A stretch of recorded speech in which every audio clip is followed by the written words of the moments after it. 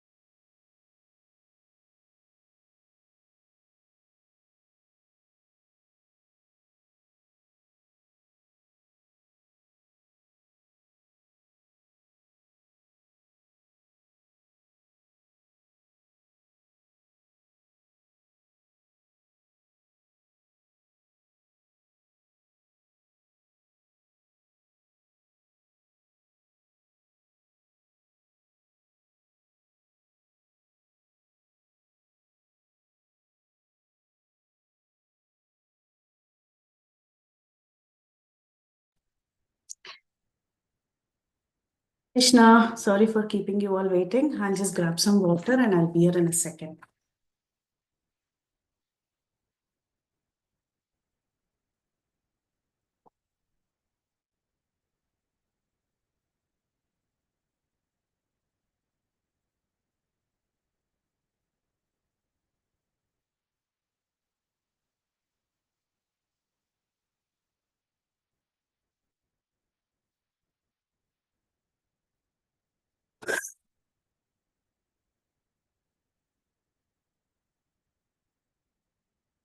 Thank you, Krishna.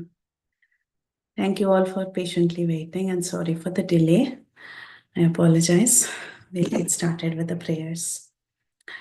ॐ अज्ञानतिमिरान्धस्य ज्ञानाञ्जनाशलाकया चक्षुरुन्मीलितं येन नमः मुखं करोति वाचालं पङ्गुं लङ्घायते गिरिं यत्कृपातमहं वन्दे श्रीगुरुं दीनतारिणं परमानन्दमाधवं कृष्णचैतन्यमीश्वरं नमावों विष्णुपादाय कृष्णप्रेष्ठाय भूतले श्रीमते भक्तिवेदान्त स्वामिन्निति नामिने नमस्ते सारस्वते देवे गौरवाणी प्रचारिणे निर्विशेषा शून्यवादी पाश्चात्यदेशतारिणे जय श्री कृष्ण चैतन्य प्रभु नित्यानंदा श्री अद्वैता गदाधार श्रीवासादि गौर भक्तवृंदा हरे कृष्णा कृष्ण कृष्णा हरे हरे हरे रामा राम राम हरे हरे वाञ्छाकल्पतरुभ्यश्च कृपासिन्धुभ्येव च पतितानां पावनेभ्यो वैष्णवेभ्यो नमो नमः. We will offer prayers to Lord Sri Ramachandra, Valmiki and Hanuman. Kujam tam Rama Rameti Madhuram Madhuraksharam Aruhya Kavita Shakam Vande Valmiki Kokilam Valmiki Irmuni Simhasya Kavita Vanacharinaha Shrinvan Ramakathanadam Konayate Param Gatim Veda Vedye Pare Pumsi Jate Dasharatatmaje Veda Prachetasat Asit Sakshat Ramayanatmana अंजनानंदनं वीरं Janaki शोकनाशनं कपीशमक्षहन्तारं वन्दे लङ्काभयङ्करं मनोजवं मारुततुल्यवेगं जितेन्द्रियं बुद्धिमतां वरिष्ठं वातात्मजं वानरयूथमुख्यं श्रीरामदूतं शिरसा नमामि आञ्जनेयमदिपाटनालनं काञ्चनाद्रिकमनीयविग्रहं पारिजाततरुमूलवासिनं भावयामि पवमाननन्दनं यत्र यत्र रघुनाथकीर्तनं तत्र तत्र कृतमस्तकाञ्जलिं भाष्पवारि परिपूर्णलोचनं मारुतिं नमत राक्षसान्तकं जयत्राशतसन्त्रासध्वान्तविध्वांसनोदयः प्रभावान् सीतया देव्या परमव्योम भास्करः श्रीराम राम रामेति रमे रामे मनोरमे सहस्रनाम तत्तुल्यं रामनाम वरानने. Hare Krishna. Thank you all so much for joining us, and we are very, very happy as we have moved on to the next Kanda, that is the Yuddha Kanda. And Yuddha Kanda is considered the vastest, or rather the longest section of the Valmiki Ramayana. And in the Yuddha Kanda, the theme presented is the efforts taken by the Lord to retrieve the Jiva. So in the previous Kanda, in the Sundara Kanda, we saw the role of an Acharya. So the Guru, he takes a very important role in giving us this process of Krishna consciousness and taking the souls back to Godhead. But then, does the Lord also take some role? Does he also take some effort? That is actually mentioned here in the Yuddha Kanda. So the Yuddha Kanda talks about how the Lord himself is he's very, very approachable, and he is also waiting. When will all the jivas surrender unto me? So that is highlighted in this section. And the Yuddha Kanda is also very special because it has the central theme of the Ramayana in full. So the central theme of the Ramayana is Sharanagati. We've seen that Ramayana is Sharanagati Shastra. Now, especially in the Yuddha Kanda, there is a very, very important Sharanagati, which is the Vibhishana Sharanagati in the first part of the Yuddha Kanda, which is the crux of the entire Ramayana. And it is considered as the complete Sharanagati. Okay, Vibhishana Sharanagati. So we'll get started with Yuddha Kanda. So now, what did we see in Sundarakanda? And towards the end of the Sundarakanda, we saw how Hanuman, he was successful in finding Sita Devi, and he comes back. When he comes back, he sees all the Vanaras, and he tells the Vanaras how he saw Mother Sita. The Vanaras, along with Hanuman, they all quickly jump forward and they reach Madhuvan. In Madhuvan, this is not the Madhuvan of Vrindavan, rather it is a Madhuvan somewhere in the southern part of India. So they go to a place called as Madhuvan, which was a gift given by Indra to Sugriva. So there they have a blast, they have a party, and then finally they come to see Lord Ramachandra, who's waiting for them in Kishkinda. So once they come and see Lord Ramachandra, already Sugriv has told Ram and Lakshman that the mission is a success because definitely Hanuman must have seen Sita, otherwise they wouldn't be creating such a big chaos in Madhuvan. Right? So the minute they landed in Kishkinda and they saw Lord Ramachandra, Ramachandra was very satisfied seeing the Vanaras return with success. And Hanuman, he went and he narrated what happened. So that was the end of Sundarakand, Hanuman's narration. So he told Ramachandra everything, the plight of Sita, how Sita was tortured, and finally Sita's message, how Sita Devi gave the Chudamani. She also said two stories. So Hanuman did not mention about the two stories to the Vanaras when he was briefing the Vanaras, but he chose to tell the two stories only to Ram because it was something very personal. So he was a messenger, and certain messages are to be carried privately. So he comes and he gives the message to Ramachandra, and also he shows the Chudamani. Lord Ramachandra accepts the Chudamani, and his eyes is filled with tears, and he says, I cannot stay even for a moment extra here.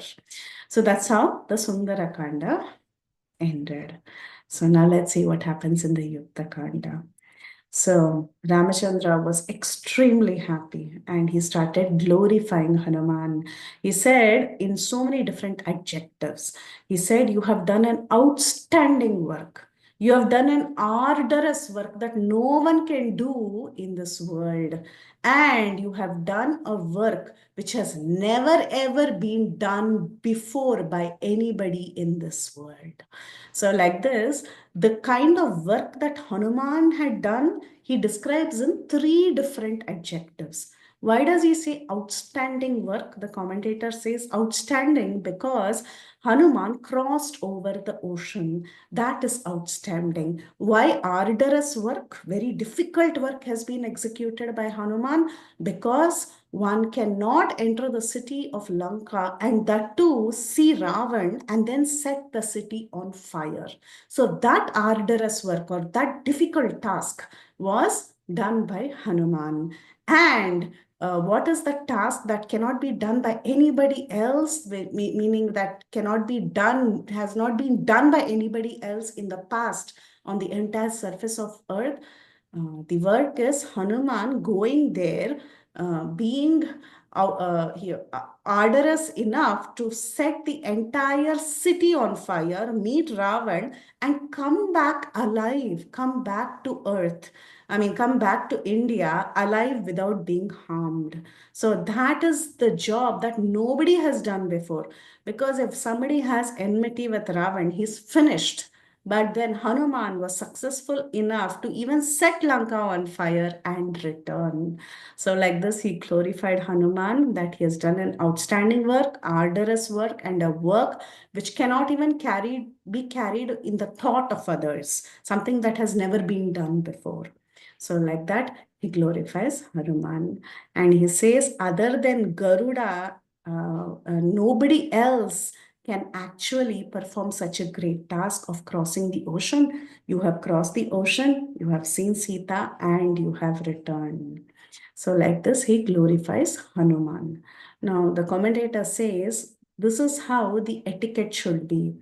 Generally, relatives are praised in their absence. Servants or dasas or someone who's subordinate or a messenger for that matter is praised after the work is complete. Because before the work is complete itself, if there is a lot of praise, there could be a possibility that the work can never become complete. So the servants or messengers are praised after work is complete. And one's son is never praised in front of his face. Okay, so these are some etiquettes that are followed in the past, and that is the reason here even we see Lord Ramachandra, after the task was complete, he praises Hanuman in various ways. And he says there are three kinds of disciples or three kinds of messengers or servants. He says a servant who is ordered by the master and he takes up the task, but he's not able to perform it. Such a servant is considered an inferior servant. A servant who takes up the task given by his master and just completes it to the point. Such a person is a mediocre servant. But then a high class servant is a person who takes up the task given by the master and completes it and also goes far and beyond the instructions and completes many more things that is favorable to the master. Such a kind of a person is a topmost servant. So we all know this, right? Uttam Adhikari, Madhyam Adhikari, and Adham, the lowest of Kanishta Adhikari. So like that, there are three kinds of adhikaris. Similarly, Lord Ramachandra, he says this in the Ramayana itself. He says there are three kinds of servants. A person who's performing a very difficult task and going above and beyond to please the master. That person is considered most superior, and you are indeed the most superior servant that one can find. So he gives that title to Hanuman. And he says that today you have saved our lives. You have found out Sita. You have given pleasure to the entire Raghu dynasty. You have given extreme happiness to both me and Lakshman. So, like this, you have saved us, the entire dynasty. And he looks at Hanuman and he says, "Oh, Hanuman, how can I repay you? It is impossible for me to repay you. I don't even have my kingdom. I'm a beggar. I'm in the forest. I don't have anything. But then I can do one thing.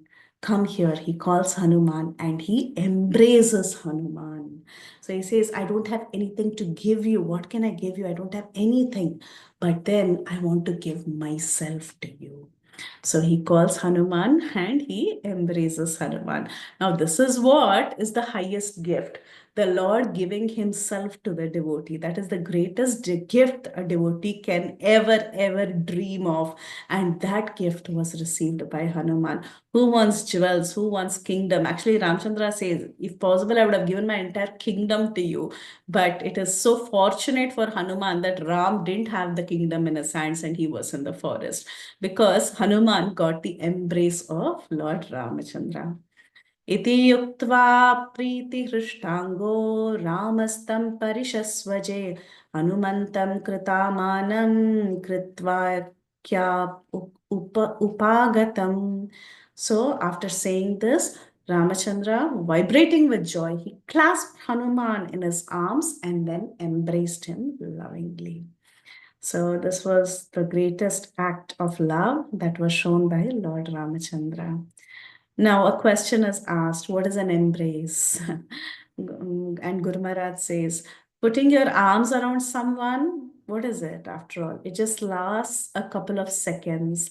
But then this embrace of Ram was not an ordinary, okay, put your arms around someone and it's over. It was not like that. When Ramachandra is embracing a devotee, Ramachandra is telling, "I'm very satisfied with you. I am pleased with you, and I am your property." So imagine the Lord becomes the property of his devotee. And for Hanuman, his jumping across the ocean, his burning of Lanka, his mighty roar, all this wasn't just a show of his strength, saying that, "See, I'm so capable," but rather it was it was done in the mood of servitude. For him, as far as Hanuman was concerned, it was only an expression of love. It was an expression of a service mood for Lord Ramachandra.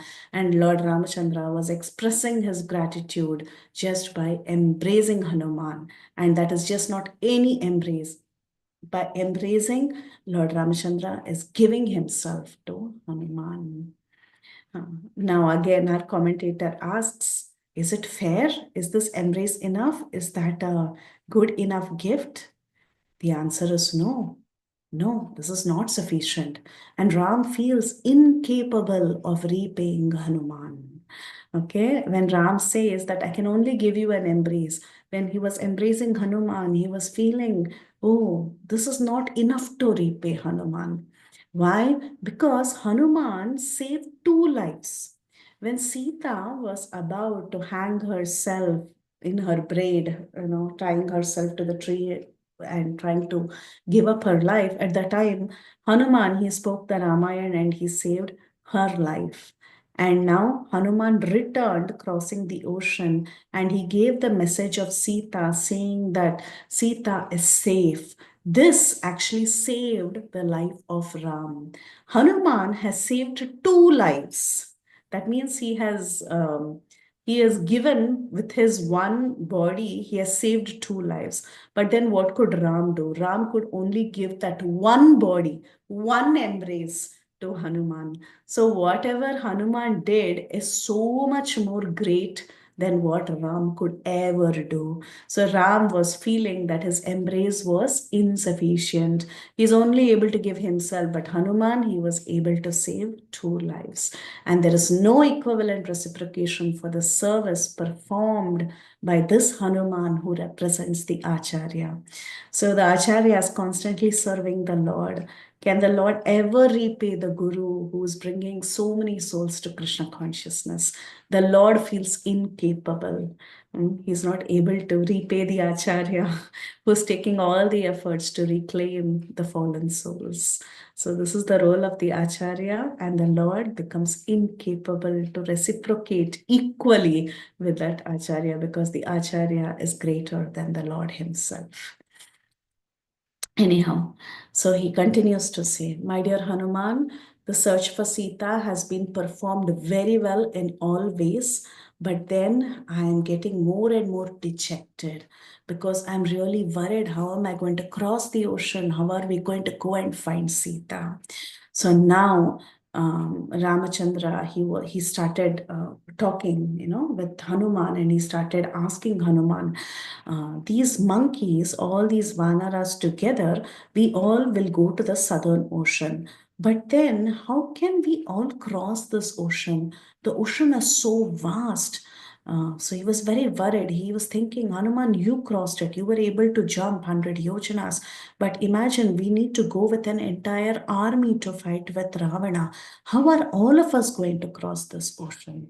So like this, Ram was very apprehensive. He was absorbed in thought, and he was trying to ask Sugriv, what can be the plan? How can we all execute this task? So at that time, Sugriva, he started to console Lord Ramachandra. He said, oh Ram, why are you unnecessarily lamenting like an ordinary man? Don't be sorrowful like this. Definitely, we all together, we can come up with a plan and we are very much capable of crossing the ocean. Actually, these vanaras that I have, they are all extremely efficient. They are very, very enthusiastic. Now they are completely fired up. Now they know Hanuman has executed a task. He has gone. He has seen Sita. So hearing this itself, all the vanaras have become extremely enthusiastic. They somehow or the other want to serve you. They are even ready to jump into fire for your sake. And look at the way they are all shouting in happiness. This happiness itself will ensure that they will become capable to jump over the ocean. Don't worry, we will find a means to cross the ocean. All of us will execute the task that is there in hand. And he consoles Ramachandra. He says, you be very, very certain that this Ravana is going to be killed. And Sugriva also says the first thing that we might have to do once we go to the shore of the ocean is, because we have such a vast army, we have to build a bridge. We might have to build. This is already discussed earlier itself between Ram and Sugriv. We had this discussion. They had a plan that they would build a bridge. So he says, without building a bridge across the sea, Lanka cannot be defeated even by the gods and demons, including Indra, which means this Lanka is very, very difficult to reach without building a bridge. Okay, so he says, Sugriva says, our entire army will cross over the ocean. Okay, we will somehow or the other build a bridge, we will cross over the ocean, and then we will become successful. And he says, Ramachandra, just you are enough. You're very, very valiant. What is not fulfilled by you? You alone can actually jump over the ocean and you can go and bring Sita. And he encourages him like that. And he finally says, there is no use of talking anymore. I think we have spoken enough. Definitely, you will become victorious. And I'm hearing all good omens in all directions, which means that we are going to be victorious. So then when Sugriv spoke such very, very encouraging words to Lord Ramachandra, Ramachandra felt enthused and he says to Sugriv, yes, Sugriva, in fact, yes, I am competent. I will be able to cross over this ocean by all means. Whether I perform austerities or I form a bridge or I dry up this ocean, it doesn't matter. Somehow or the other, we will figure it out. Once we reach the shore, we are going to be successful. We will find a means to cross this ocean. Then he looks at Hanuman and he asks Hanuman, Hanuman, you went inside and you saw everything in Lanka. So now you tell me, how many forts are there in Lanka?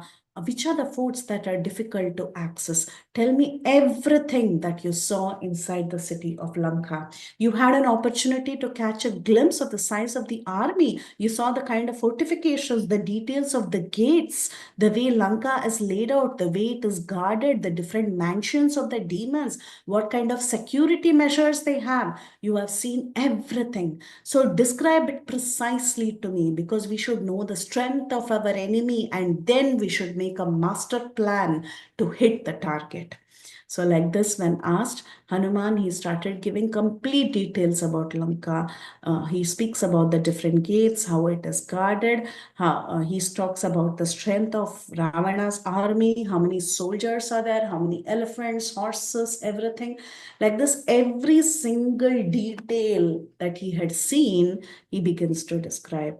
Hanuman describes that Lanka had a 4-type defense mechanism.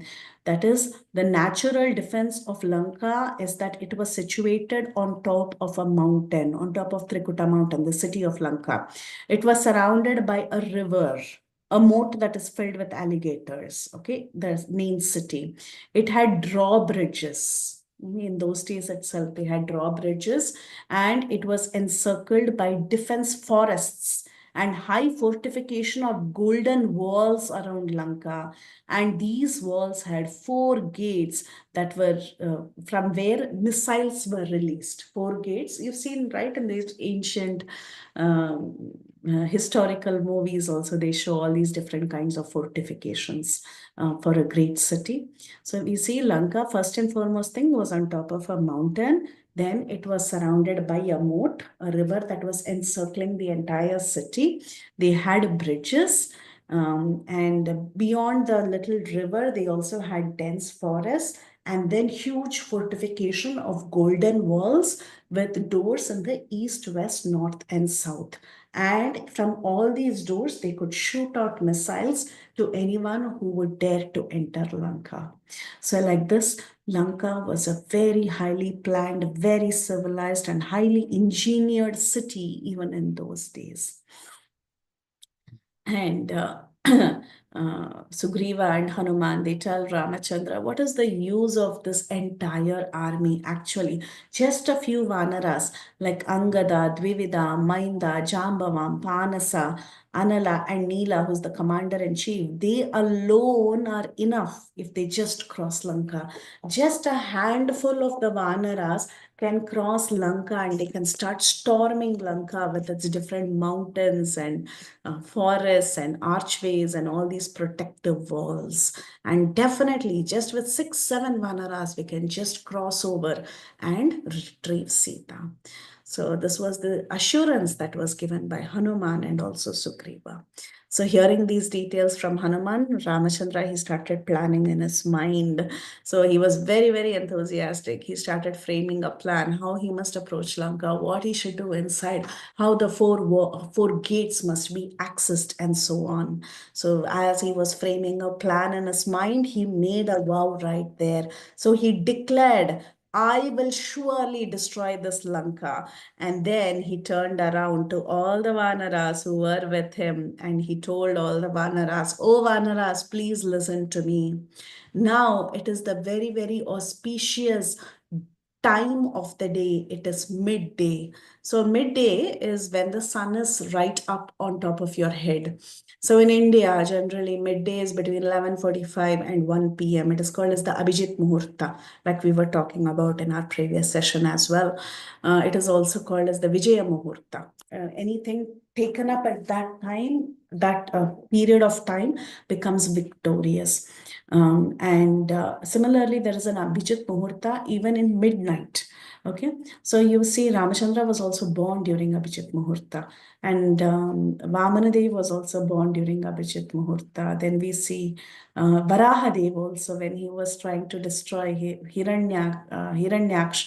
That time all the demigods tell this Abhijit Muhurta is right around the corner, so why don't you complete the task during the Abhijit Muhurta? So like that, this Abhijit, even Lord Krishna was born in Abhijit, in the midnight Abhijit. So like that, this Abhijit is very, very auspicious. It's a time of a day. It comes every day.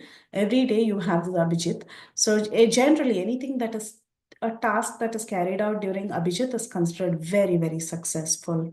So, and even in this country also, if you see, since sometimes the sun rises much later, the Abhijit also it comes only at around 2 o'clock or 2:30 like that. So basically you should know when the sun is exactly on top of our head, which is midday. So Lord Ramachandra says it is now Abhijit Muhurta, so we should start moving towards Lanka. Now the commentator asks a question. Generally, it is said in many of the Jyotish Shastras and other Shastras that during Abhijit, one may not travel in the southern direction. Okay, one should not take a travel towards the south. It is not considered auspicious. Then why is Lord Ramachandra telling everybody that you start walking towards the southern direction? The answer given by the commentator is that it is actually not direct south. It is southeastern direction. So even if you see the map of India and Sri Lanka, if you see from the region of Karnataka, which is Kishkinda, you can see that Lanka, the current Lanka of today, is also in the southeastern direction. This is all there in the commentary. Okay, so it is located on the southeastern direction and it does not come in the direct south. Why I'm telling this is because it is from the commentary of Acharyas. Today, there are so many researchers who come and tell you Lanka was in the exact down south meridian. That is wrong because the commentator otherwise would not come and tell you it is southeast, it is not direct south.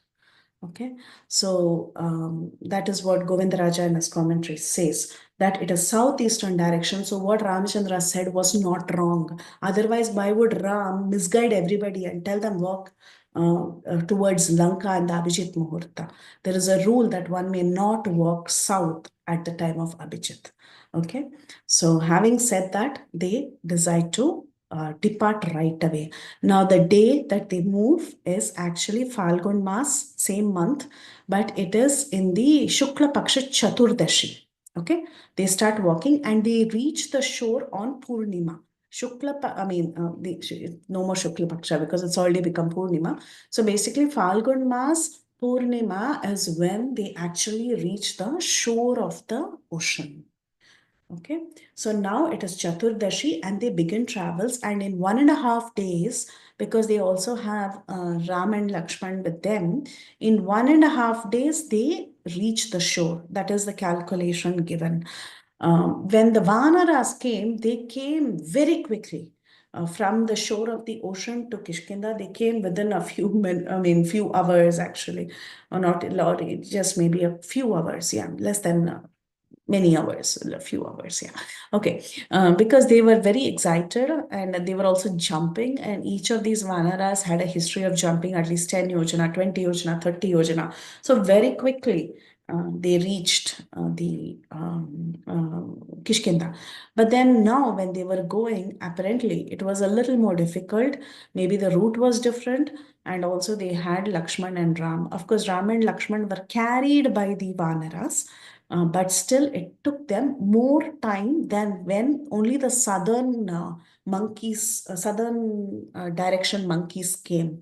So also the number of monkeys who went in the southern direction were much lesser. Now you're talking about a huge army of Vanaras who had to be transported.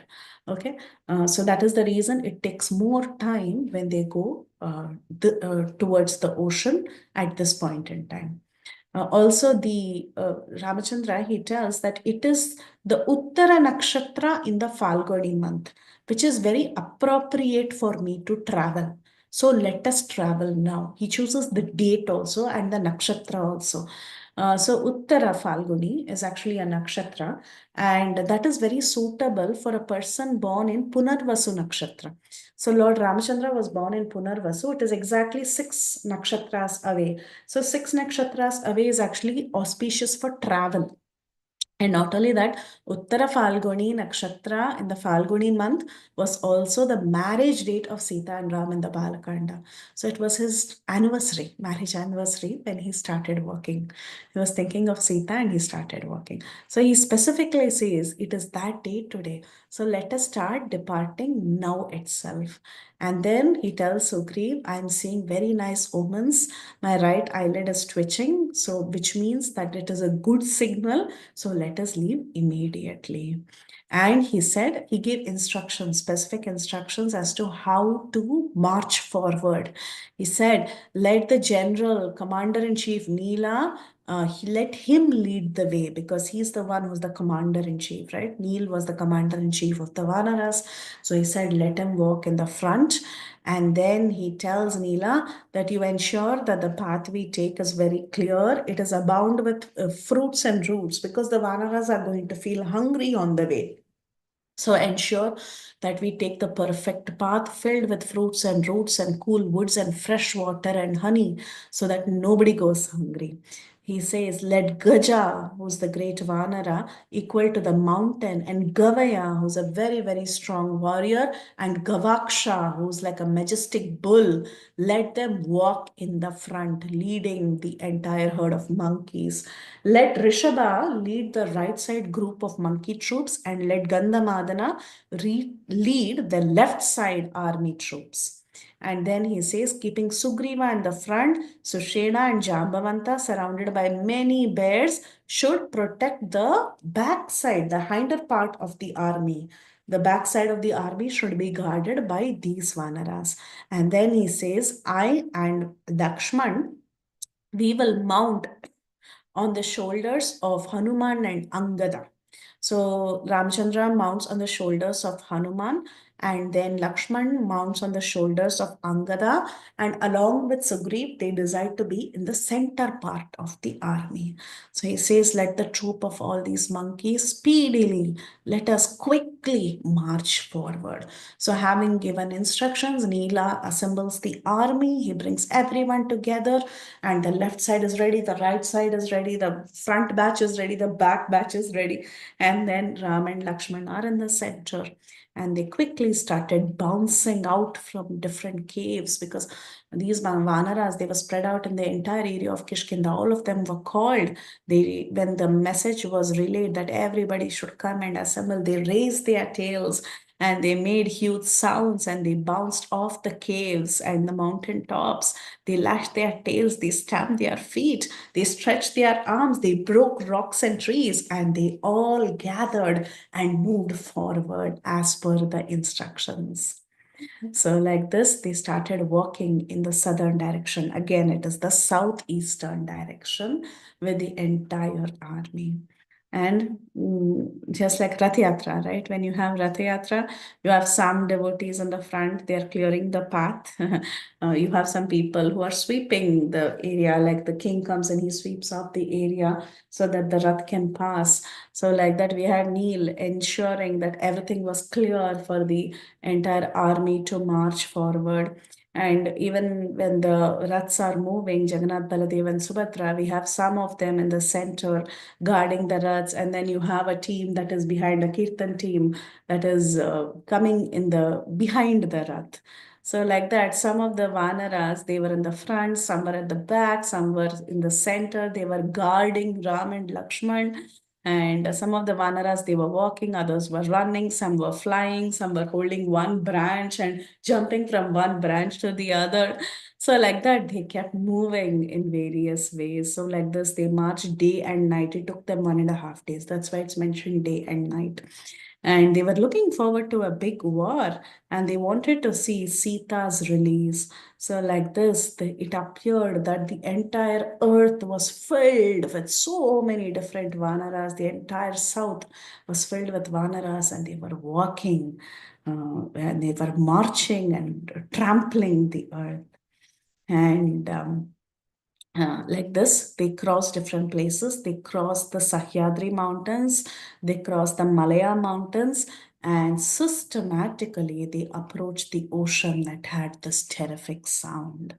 So now Lord Ramachandra, he saw the ocean in front of him, and he looks at Sugriv and he tells Sugriv, we have now reached the abode of Varuna.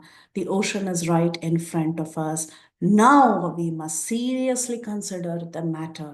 How are we going to cross this ocean? What are we going to do? What is possible at this point in time? That we should discuss very, very seriously. I see that this ocean, I can't even see the shore. It is shoreless. It is so far away. The shore, we don't know where it is, where Lanka is.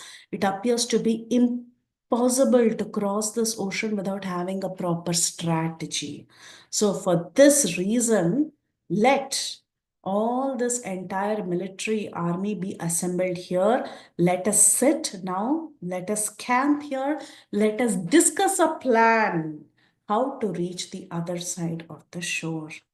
Okay, so they all sat down there and they camped there, and they had to come up with a discussion, a plan as to how to cross the ocean. So the army of the monkeys that was ruled by Sugriv was stationed in 3 divisions. That's how they camped.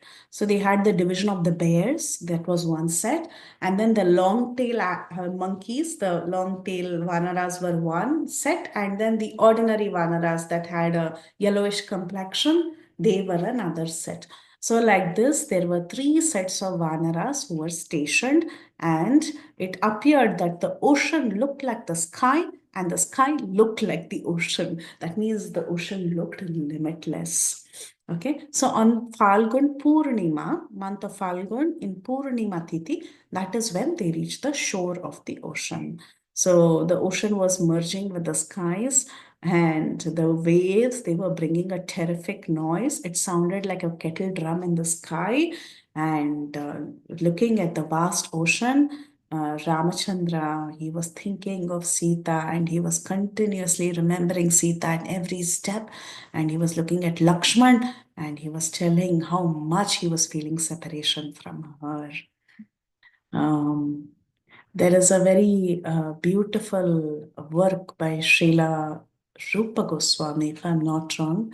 It is called as Hamsaduta, right? Hamsaduta, where there is a swan that is sent as a messenger when Radha and Krishna are separated. Lalita Devi, she sees the swan, and the messenger is sent about how much Radha is feeling separation from Krishna. Similarly, there is another poetic work called as Hamsa Sandesha.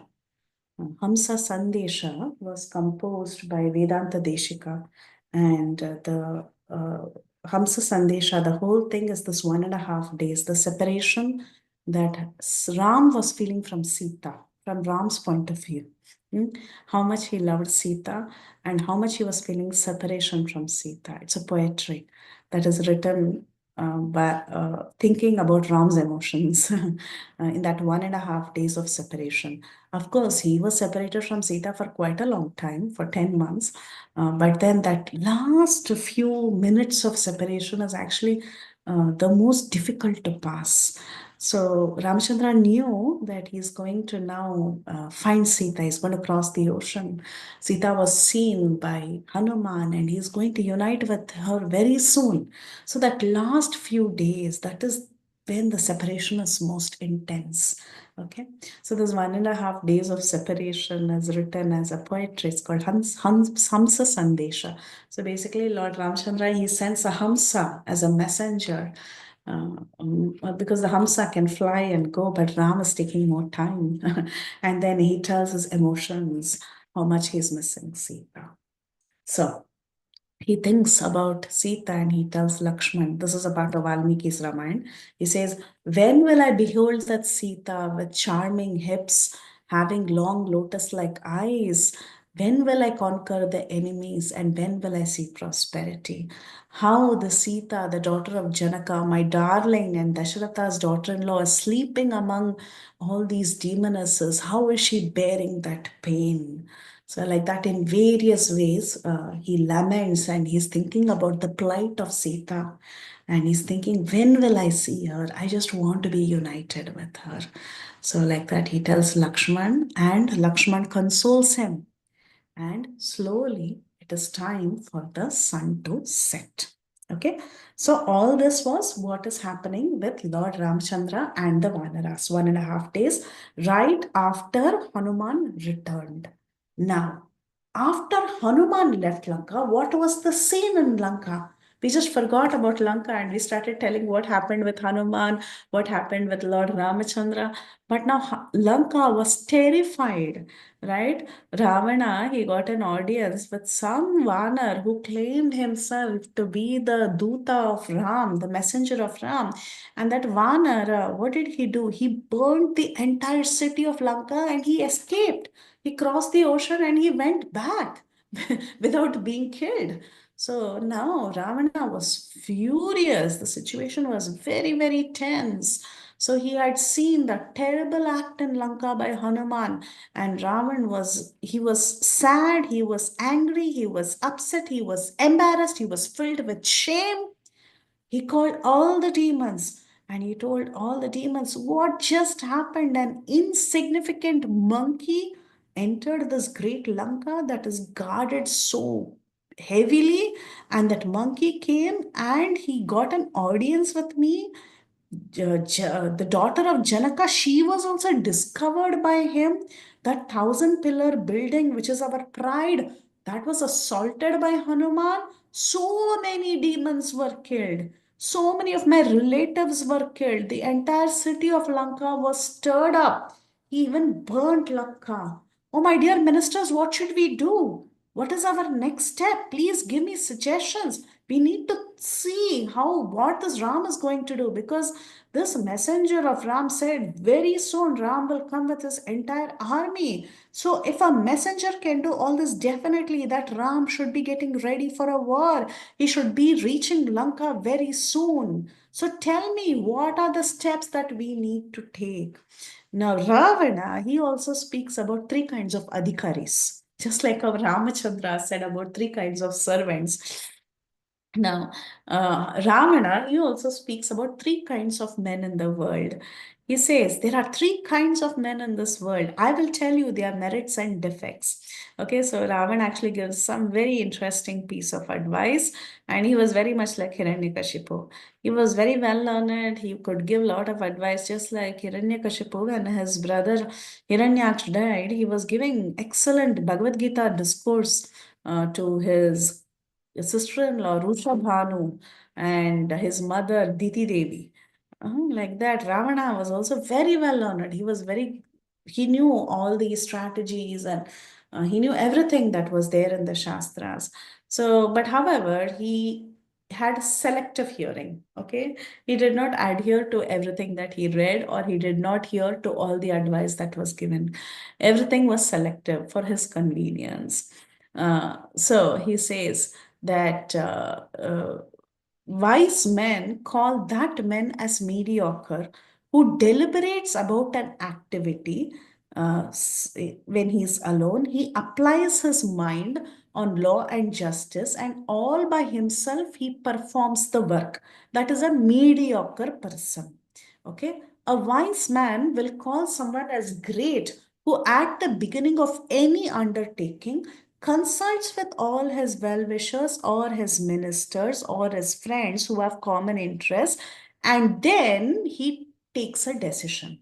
So a good man is one who takes advice, he consults with ministers and he takes their advice, and then he takes a decision. But then a mediocre person is one who's just deliberating about an activity in solitude. He applies his mind on law and justice and he takes a decision by himself. But there is another person who's third class. He doesn't think of the merits and demerits. He doesn't think clearly, and he just takes a decision without thinking through the process carefully. So, like this, there are three kinds of men. Before a person takes a resolution or a decision, a first class person always consults with others, especially with his ministers. So he says that you all are great ministers. You know what scriptures are telling. So I want to ask you all for advice. Now, is he going to listen to the advice? That is secondary. He will only listen to what he thinks is right, because that is his nature. Okay. But then he calls for everyone. He says, now I want to hear all of your resolutions, all of your advice, and then I will weigh the advantages and disadvantages, and then I will take a decision. So he calls for his ministers. So he says, very soon this Ram is going to come and surround Lanka with hundreds and thousands of Vanaras. So you have to now give your advice to me. Okay. So then when Ravana, he expresses his problem, and then he calls out to all the ministers. All the ministers and the people of Ravana, who were his so-called advisors, they were very, very strong. They were stupid. They did not have any moral conduct. They just joined their palms in front of Ravana, and without even assessing the strength of their enemy, they told, hey, Ravana, why are you even getting worried thinking about the enemy? Who is he? He's, after all, an ordinary human being. After you are so great, you went to even the city of the Nagas where the serpents live, and you defeated that entire place. You have gone to the region of Kuvera and you have taken all the riches. You have conquered even the region of the Yakshas. And why are you worried about this battle? That too with an ordinary human being. You conquered even Mayadanava, and you took his daughter Mandodari as your wife. Due to fear of from you, he even gave away his daughter to you. And what to talk about you? Just your son Indrajit is enough. Indrajit had the capability of even arresting Indra and bringing him to Lanka. And who is this Ram? He's a mere human being. So, like this, they started first and foremost thing eulogizing or praising Ravana in various ways. Ravana wanted to have a strategy, a discussion with his ministers, but then the ministers, they were as stupid as him. They started eulogizing him, they started praising him. So, now what happens when a very puffed up person is praised by everybody? He gets more puffed up. He's not ready to listen to any good advice that is given to him.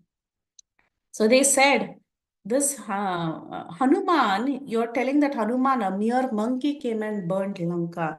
But you know how that monkey came? Actually, he was an insignificant monkey. And we didn't know that he had come inside because we were not prepared properly. We could not control that monkey. But however, remember, Indrajit alone is enough to kill an entire army of Vanaras along with Lord Ramachandra, along with Rama. So there were many demons who were present there, like Prahasta, Durmukha, Vajradramshtra, Nikumba, Vajra Bhanu, and so many others. And they were actually eulogizing Ravan in various ways. And they were telling what to talk about you or Indrajit. Even one of us, just one of us, is enough to conquer that entire army of the Vanaras. Okay, so they began to glorify Ravana, and now Ravana's his thought was like, yes, we can just handle this. It is not a big deal at all. So he became more and more puffed up. But then there was one sane person who was in the assembly. Who was that person? It was Vibhishan. So he was the youngest brother, and he looked at everybody who had all raised their weapons, and they were telling, "We will conquer, we will conquer, we will conquer." So looking at all of them, he joined his palms and he said, "I want to speak. Give me a minute. I want to clarify something." He looks at Ravan and he asks Ravan, "How are you planning to attack Ramachandra? What is your plan? Uh, when you have to fight a battle, you should have a proper plan. Now, how will you plan? First thing is you should know the strength of the person who's your enemy. Then you come up with a plan. You have seen that a messenger of that person, Rama, he was able to burn out this entire city. Then you can imagine the strength of that leader, how strong he will be. Who can conceive or even imagine in this world what Hanuman's speed was while crossing the ocean? Hmm? And you have done a great offense to Ram by taking away his wife. You kidnapped her when she was in Janastan. So you can imagine the anger that Ram must be holding at this point in time. Not only that, think about his strength. When he was in Janastan, Karadushan and others who are our half brothers, they were all killed by Ram in an encounter. 14,000 demons were single handedly killed by Ram. So you have taken away his wife, and he is extremely angry. And just because of this one act, because of Sita being here, there is a great danger for Lanka. So it is not at all appropriate for us to continue this enmity with Ram. Let us not have a war, because you are calling for something that is highly unwanted. You've seen the effect that a messenger can do. Then imagine the effect that the entire army of Vanaras and their leader Ram can do. So better for us is to give away that Sita. The problem with Ram, why is he waging a war? Because Sita is here. So let's just give away Sita and all the problem will be solved. If the beloved wife of Rama is not given by your own accord to Ram, then this entire city of Lanka will perish, and all the demons we have, all of us are going to die. So, generally, it is mentioned that you just don't go immediately and start fighting a war. What is the tradition that is followed? You first employ Sama, that is, you make peace, then Dana, which is gifts, then Beda, you create differences, and finally Danda, which is punishment. So, don't go to Danda directly. Go through different strategies. At this point in time, the best strategy is to return what you have taken. And that's it, period, problem solved. Why do you want to jeopardize the entire city of Lanka, this land and the people? Don't do that. Just give away Sita and all the problem is solved, simply because our enemy is extremely strong. So he says, I am your brother, you are my worshipable senior, and I am trying to protect you. That is my intention, and that is the reason I am giving you this advice. Okay, so he says, let Sita be given to Ram, and that is the best solution that you can take up. And please ensure that you listen to me because I am your well wisher. Now, when he gave so much advice, Ravana's expression did not change.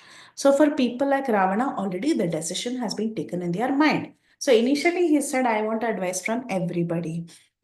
And a person should take a decision only after consulting with one's well wishers. So, now different well wishers have given different advice, but then Ravana already has thought something in his mind. So, that is what he's going to do. Right? So, Ravana's expression did not change at all. He was thinking, I don't want to do that. Then Vibhishan, he started inducing some sort of fear in Ravan's heart by telling, just imagine what has happened since Sita has come. There are so many bad omens that are seen in Lanka. And Ravana said, what bad omens? Don't think that I'm going to be fearful. I do not see any fear from anybody. Ram cannot get the Sita. Sita should be only with me. And he says that it is impossible for someone to defeat this great Ravana. Who can defeat this Ravana? He's talking about himself. He says, who can defeat Ravana? So don't think that this is even an option. Nobody can defeat me. He says that, and that day, the day was over. He dismisses the assembly and he starts thinking what I should do. So there were two opinions. One set of opinion was everybody was praising him, saying that yes, he doesn't have to worry, and what is the use of this Ram? He can't do anything, and just Indrajit alone is enough, or one of the demons alone is enough to handle the entire army of Ram. Well, Vibhishan gave a totally different advice. So Ravana, he dismissed the assembly that day, and the next day again he called for all the ministers and the assembly to discuss the matter. Now, this particular day, Kumbhakarna was awake. So, Kumbhakarna, he becomes awake only once in 6 months, but this was the day that he was awake. And you all must have heard the story of Kumbhakarna, how he performed austerities to get a boon, and he wanted to ask Nirdevatvam, that means a world without the Devas. But then he said Nidra Evatvam, so he asked only for Nidra, and hence he ended up sleeping. But then his brother interjected, Ravan interjected, and he said, please allow him to wake up once in 6 months. So once in 6 months, he would get up, and this was the day, and he was also called to the assembly. So he goes to the assembly, and hearing about the lamentation of Ravan, and he got to know the news that Ravana had actually had brought in captive Sita Devi and kept her in Ashoka Vatika. Why is the screening paused? It says screening paused. Okay. Let me stop screen share.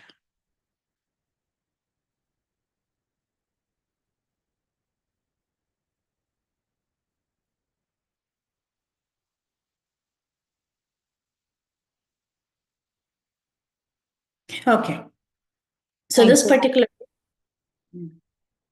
this particular day, Kumbhakarna was awake, and he was called to the assembly, and he heard about the news that Ravan is very, very agitated because he had kidnapped Sita, and because of bringing Sita here, the entire Lanka was burnt, and he heard about the news that there is going to be a war. So he goes to the assembly. And when Ravan asked his advice, what should I do now? Now, this is the situation. I am in so much stress. And that time Kumbhakarna said, you shouldn't have done this. You shouldn't have brought Sita. That is the opinion that Kumbhakarna gave. He said, the mistake you did is not about bringing Sita. The mistake you have done is you didn't contemplate thoroughly before bringing Sita. Now, without thinking enough, without consulting with me, in a hurry, you went and kidnapped Sita, and you're sitting and worrying now. So you have messed up everything in a single moment. So he gives advice to Ravan. He says, a king who performs king's functions with a mind uh, adhering to justice will not repent later, which means the act that you did was done without thinking before itself. Actions done that is perverted without the use of any strategy, they are all spoiled.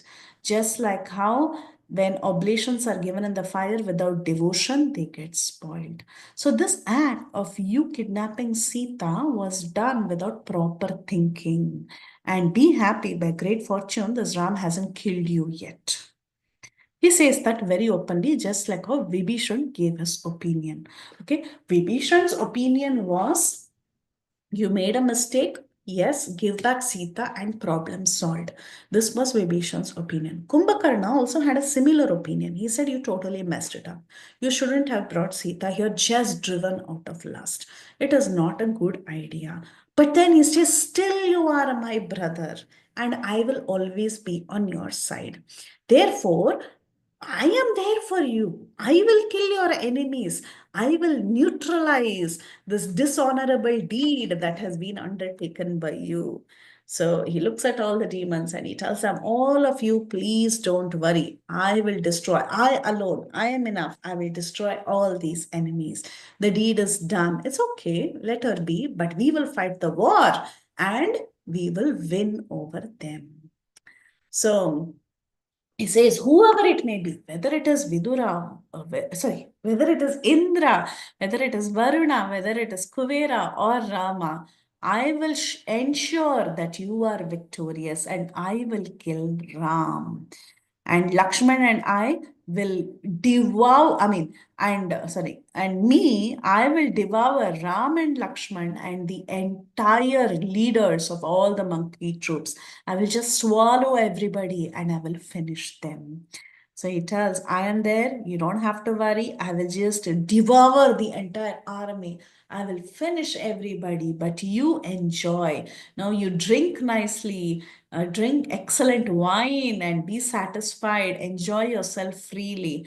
Once I kill this Ram, I go to the war field, I kill Ram, Lakshman, all of them, then Sita will be at your disposal forever. There is nothing more to worry. Ram is over, so Sita is yours. So this is where we see the analysis of the two brothers, Vibhishan and Kumbhakarna, which is compared to the two brothers, Vikarna and Yuyutsu. So initially, Vikarna also, see, if you see both Kumbhakarna and Vibhishan, both of them didn't appreciate the decision that was taken by Ravan. So we see in the Mahabharata also, Vikarna didn't appreciate what the Kauravas were doing. He said, you should not disrobe Draupadi. But then what happened towards the end, he takes the side of Duryodhan and he fights on the side of Duryodhan and he is destroyed. But whereas Yuyutsu, he is one person who actually switches sides and he is saved. Because at the end of the day, if we are on the side of Adharma, we are destroyed. Now, Kumbhakarna, his thought was correct that whatever my brother did was wrong. But he should have been like Vibhishan, saying, I will not support you. But he decided to support Ravan anyways. And he was trying to flaunt his greatness, saying that I alone, I'm enough. I will take care of this entire army. So we have to choose the right side and not just be sentimentally attached to someone. So that is the message that we see in this particular section.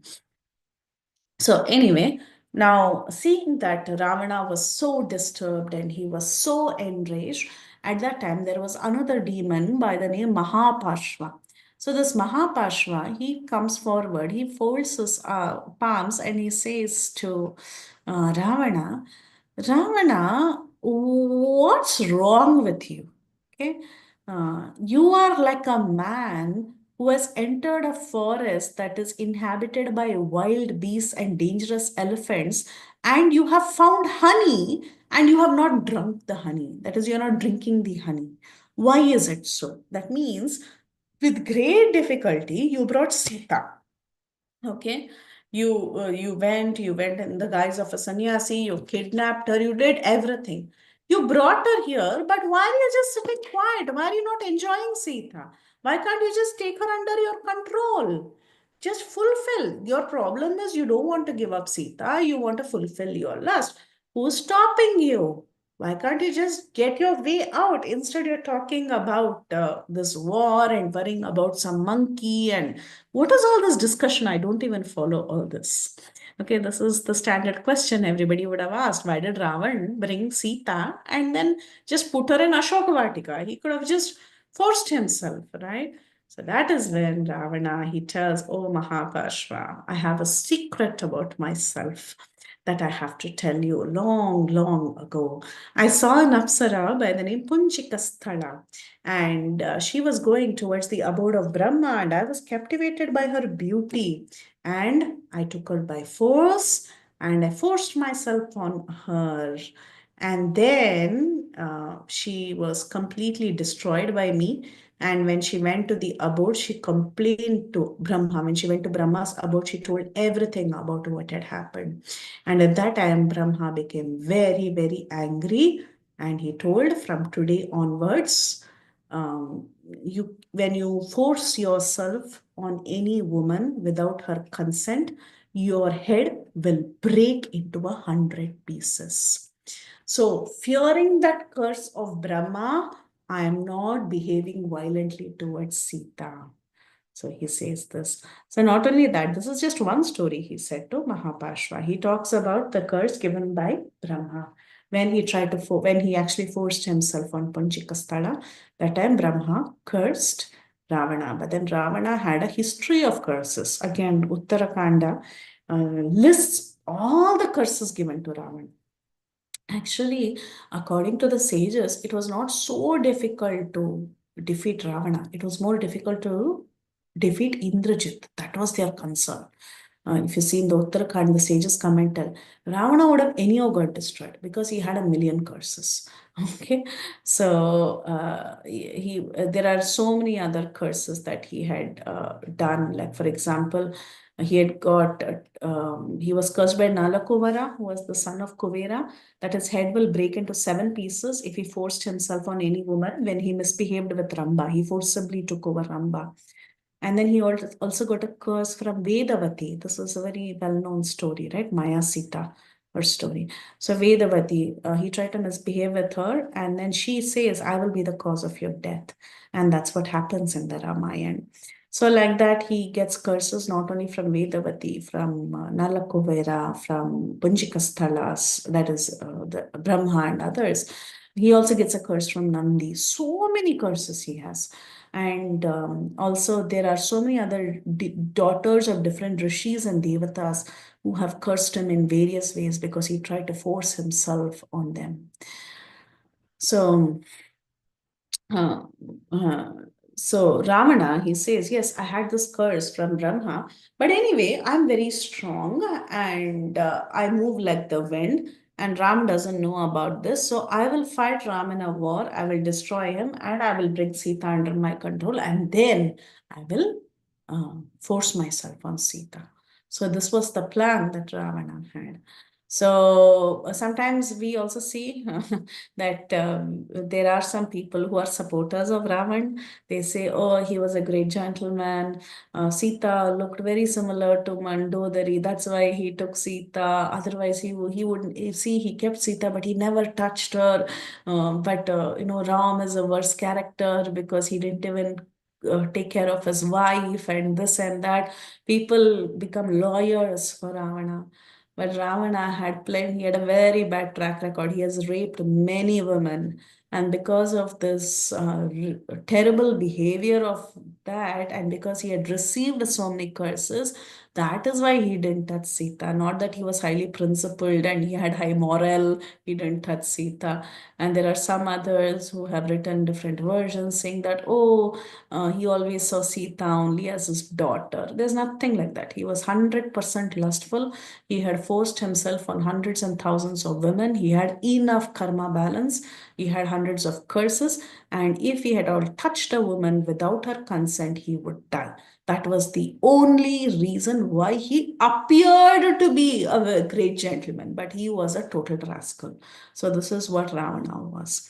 Okay, so there's no need for irrational justification saying that Ravana was a great person. He was nowhere close to a great person because Valmiki has depicted Ravana as he was. This is what his story is. And it has come out from the mouth of Ravana himself.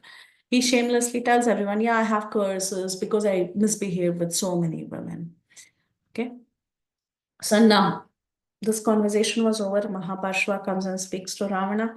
Then, hearing these words of Ravana, Kumbhakarna, Mahaparshva, all of them discussing, again Vibhishan, he comes forward and he begins to speak very friendly and meaningful words to Ravana. He comes and advises Ravana again. He says, my dear brother, just think about this. Since Sita came here, there has been so many problems in Lanka, one problem after the other.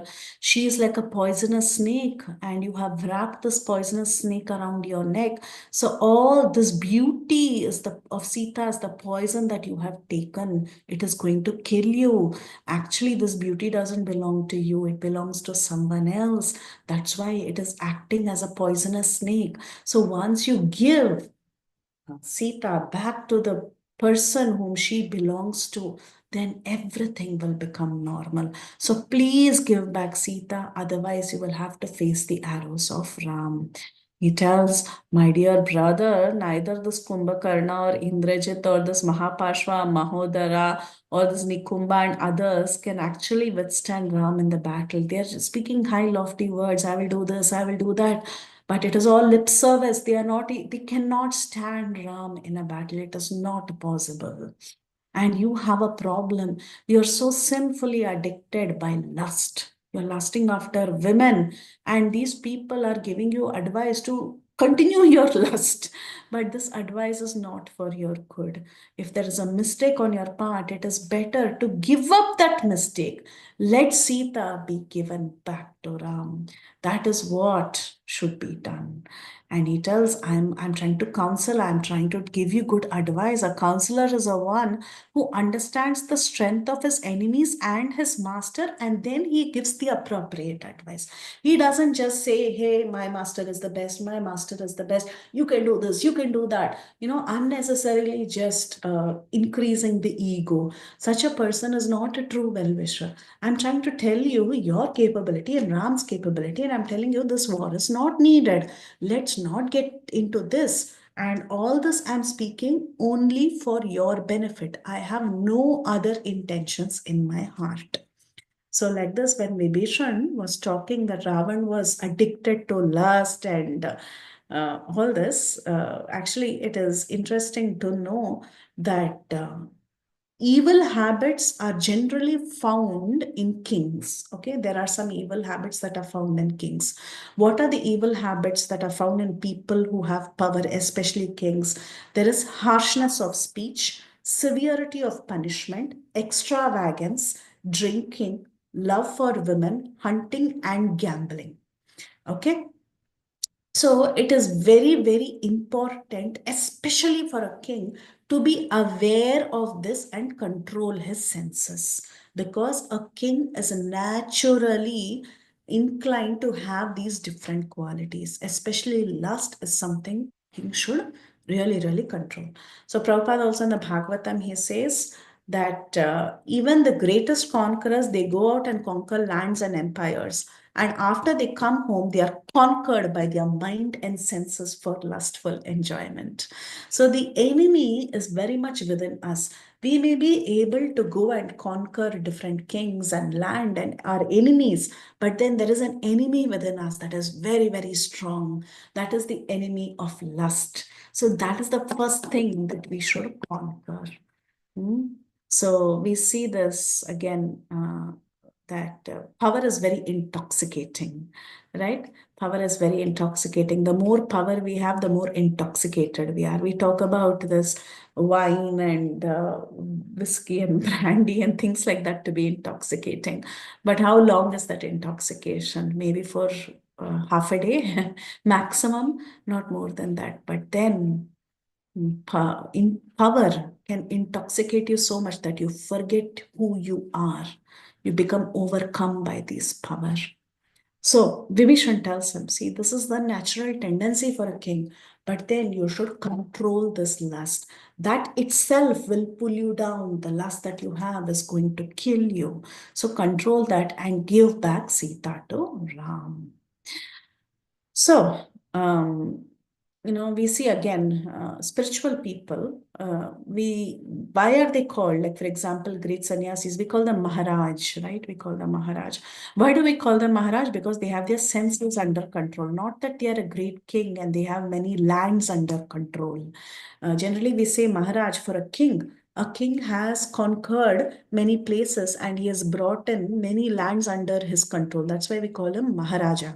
But then when we see sannyasis also, we call them Maharaj. The reason is because they have their senses under control. Now, this is a greater control. So Vibhishan is advising him like this, you need to first control yourself. So like this, when Vibhishan was pointing out the defects and advising his brother, Ravana's firstborn Indrajit, he was getting very offended. He got up and he started speaking. He said, stop. In our race, this Vibhishan, this youngest uncle of mine, he is the one who doesn't have any strength. He doesn't have heroism. He has no power, courage, valor, power. Nothing is there in him. He's simply speaking all these useless words. And who are these two people, this Ram and Lakshman? They are, after all, ordinary princes of this world. My father cannot conquer them. Even an ordinary demon among us, even he can go and conquer these two men. My uncle is such a coward. He's frightening us unnecessarily. He looks at his uncle and he tells, you're not fit to be a demon, which is true. Actually, Vibhishan was not a demon at all in his nature.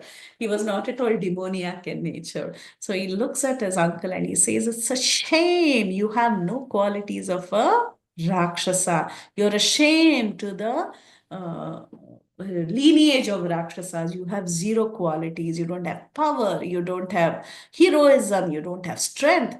Unnecessarily, you're speaking coward-filled words that are reflecting cowardice. So Indrajit was insulting Vibhishan just like how Duryodhan was insulting Vidura and Mahabharata. Right? This is what was happening in Mahabharata as well. And then Vidura left home. He keeps his bow and he goes. So similar case. When Indrajit, he tells, in fact, his uncle that you are actually our enemy. You're putting on the mask of a well-wisher. On and off, you keep telling that you're my father's well-wisher and you're giving real advice and all that. But that is not true. You're only putting a mask of a well-wisher. And Vibhishan interjects and he tells Indrajit, what are you talking?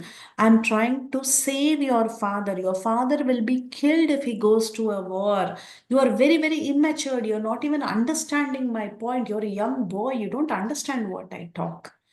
So like this, when Indrajit was insulting Vibhishan, and then when Vibhishan was talking back to Indrajit, at that time, Ravana, he said, it is easier to stay with enemies than to stay with well-wishers who are actually our enemies, meaning who enemies who are in the guise of a well-wisher. So relatives like you, who act like as if you're a well-wisher, and mean harm to me are more difficult to stay with than to stay with poisonous serpents and enemies. So this is what Ravana says. He looks at Vibhishan and he completely rejects what Vibhishan had to offer. So on that particular day, this was Falgun Mas Purnima Tithi. The same day, they have all Ramachandra, Lakshman, and all the Vanaras, they have come to the shore of the ocean. This discussion was also happening on the same day, the Falgun Mas Purnima Tithi. Okay, on this particular day, after hearing the very harsh words from his brother and his brother's son, Vibhishan thought, this is enough. And Abravicha tada vakyam jata krodho Vibhishana antarikshagata shriman brataram rakshasadipam. Hearing these harsh words from Ravana, Vibhishan, who was on the side of justice, Abravicha tada vakyam jata krodho Vibhishana, what did he do? Antariksha Gata Shriman. This Shriman, Antariksha Gata, he rose up into the sky by his mystic power. Bhrataram Rakshasadipam. Hearing the words of this Rakshasa, Ravana, this Vibhishan, he rose into the sky with four other associates who were very, very loyal to him.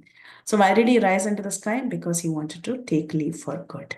He was fed up. He tried to speak in so many ways, but Ravana told him that you are a relative in the guise, you're an enemy in the guise of a relative. It is easier to live with poisonous snakes than live with you. So, hearing these hurtful words, Vibhishan thought this is enough and he rose into the sky. Now, why did Valmiki call him Shriman? Shriman means one who has acquired great wealth. At this point in time, Vibhishan, he had given up all his wealth. He was ready to leave Lanka. He was ready to leave back everything. At this point, actually, he was the poorest person if he had to just give up everything and leave. But then he was called Shriman by Valmiki. Why Shriman? Because he's going to get the greatest of all wealth, that is the lotus feet of Lord Ramachandra. And now itself, Valmiki is calling him Shriman. He has not gone and surrendered unto Lord Ramachandra. He just rose up into the sky. As he's rising up into the sky, Valmiki is calling him Shriman. Why? Because the minute we think we want to surrender to the Lord, the minute we think, I want to go and take the shelter of the lotus feet of the Lord, that minute itself, we become Shriman. That is the realization given by the Acharyas. When you decide, okay, I want to surrender to the spiritual master, I want to take initiation. When you take a decision and you start walking towards the spiritual master, that time itself, you have achieved the benefit. Okay, so that's why Valmiki is calling him Shriman. So without any wealth, he's called as Shriman. When he has the intention that he wants to surrender, that time itself he becomes Shriman. Now, also the commentator writes the name of the four associates. The four associates who rose with Vibhishan. Right? Who are these four associates? Their names are given by the commentator, though it is not given by Valmiki. The names of these four demons are Anala, Sharabha, Sampati, and Prakasha. These are the names of the four associates. He tells his brother, O king, you are my brother, you are my superior. You can say whatever you like. Elder brother is like a father, but however, you are not staying in the right path. These people who are around you, they are all encouraging you and they are saying, Jai Ravan, you're capable of everything. They're all speaking pleasing words. People who praise you, who speak pleasing words, these are all very easy to obtain. A lot of people will talk like this. But then, even though the words may be unpleasant, a person who's telling the truth is very, very rare to be found. Okay, you're thinking that you're being advised by ministers and they're all pleasing you, and I am not pleasing you, but I am giving you the real advice that is beneficial for you. He says, you're my brother at the end of the day, and I don't want to see you being defeated and killed by Ram with sharp arrows. I'm trying to advise you in a way that you will be saved, but you're just not listening to me. So keep in mind whatever I have spoken to you, keep that in your heart, and you can be happy with the rest of them who are supporting you. Guard the city of demons. You all enjoy nicely. Let all well be with you. Always remain happy. However, I cannot stay here even for a minute. This is not dharma. I will not stay with you. So I will be departing. Be a very, very happy person without me. He says that and he decides to depart. So we will stop here and we will see what happened after this, because Vibhishan Sharanagati is a very big topic. It will take 45 minutes to 1 hour to explain. We will do that in the next session. Okay? Hare Krishna. Sorry for the delay and any questions, comments, and realizations.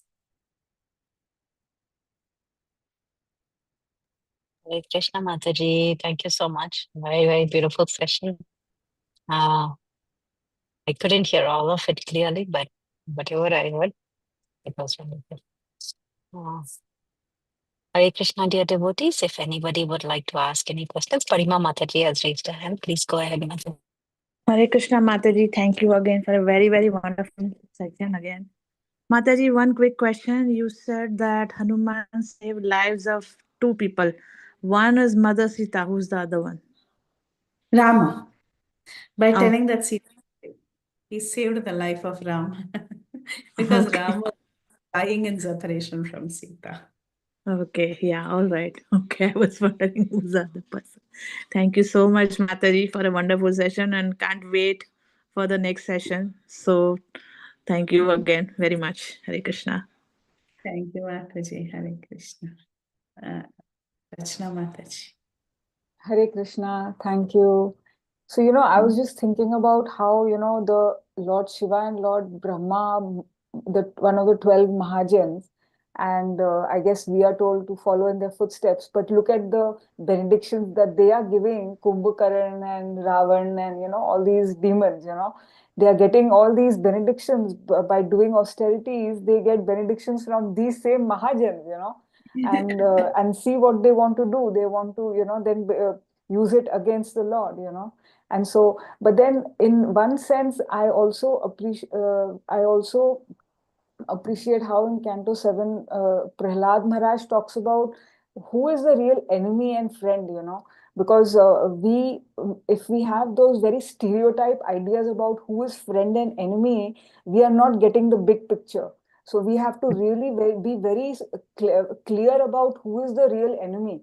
And, we have to fight the enemy correctly, not in some rash way, So, yeah, thank you for bringing out this point very clearly in today's thing that lust is the enemy. But another question I have is that if after Ravana misbehaved with the Punjika Sthala, how did that he got that one curse from Lord Brahma, but then how was he able to continue misbehaving? I mean, with other ladies, if he already had that curse, his head should be cut off, like, I mean, how was he able to repeatedly keep misbehaving? Hmm. I'll find out. I really don't know. That's a good question. I'll have to read Uttarakhand again to see that section. So it appears that he had multiple curses, but the order, you're right. Or did it happen around the same time? What is it? How it spanned out? That's a good point that you have because but he tells only about Punjika Sthala at this time. And he says, after that, I've never misbehaved. But then, like, you also have curse from Nalakovara, right? And you also have this curse from Vedavati. Mm, And yeah, then I we think, also see how Ravana was able to capture Mother Sita, right? That time he forced himself to, take her. but he's not able to, I mean, like, meaning the words, though we just said force, I meant to say rape. Okay. So that is the curse that he gets. But that's a good point, Chira, is that how come you have all these parallel curses there? That means he should not be continuing to misbehave or continue to rape. One, One reason could be that maybe this final curse given by Lord Brahma was given as an ultimatum. Maybe he had done the bad deeds before, and this Mm, final one was the one where Lord Brahma said, enough is enough. Now this is it. Now no more, So maybe this final one was the one with the Punjaka Sthala, maybe. right, right, right. Right. Yeah, that could be. Yes. Yes. Yes, Mataji. You could be right. And also we'll see. I'll also try to find out. I'm like, yeah, it didn't even strike me all these years. Yeah. I'm so what do you say, frozen or I'm blank. Yeah, but we'll find out. Yeah, like you said, it could be the ultimatum. And before that, also, he was cursed in various ways that, okay, you cannot do this, this, this. But then, like you said, the Brahma would have been like the final. You can never, ever, something like that. Yeah. Aruni Mataji, you have something to add? Yeah, Hare Krishna Mataji. No, I had a question about Trikut Mountain Mm. because I think earlier you said that that Lanka was situated on top of Trikut mountain. Is it still on top of it? And is it the same Trikut mountain where Gajendra was caught in the water? No, it's not the same mountain. It is in Lanka, and the city of Lanka is situated, meaning like you have this the entire island of Lanka, and you have the city, the main city, like the capital. That is situated on Trikut mountain. That's how we should understand. And it is not the same as the Trikuta mountain in the near the ocean of milk. That's different. This is different. This is in Lanka. Okay. Thank you, Mata. There is one Trikuta even in the Himalayan region also. In India also there's one Trikuta. Right. Yes. Thank you, Mataji. Hare Krishna. Okay. So we will then wind up for today, and we'll meet again next week with Vibhishan Sharanagati, and we'll do some homework also, like Rachna Mataji mentioned. Okay. So Mataji, thank you so much, Mataji, for a wonderful session. And thank you, dear devotees, for joining us. We'll end the call here. Vansha kalpatarubhyascha kripa sindhubhya eva cha patitanam pavanebhyo vaishnavebhyo namo namah. Ananta Koti Vaishnavrinda ki jai. Srila Prabhupada ki jai. Valmiki Ramayana ki jai. Have a great